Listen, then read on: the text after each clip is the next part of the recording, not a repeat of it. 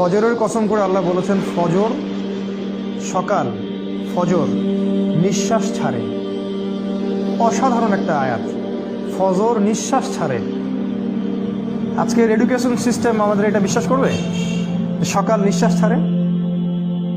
কোরআন বলেছে ফজর, ফজরের সময় মালায়েকা চলে আসেন, কেরাত হয় ইমামের, তারা শোনেন, কারা কারা নামাজে আসছেন তারা লিখে রাখেন, আল্লাহর কাছে লিস্টটা নিয়ে যান, নিয়ে গিয়ে দেখান যে ফজরের জামাতে হাজির ছিল।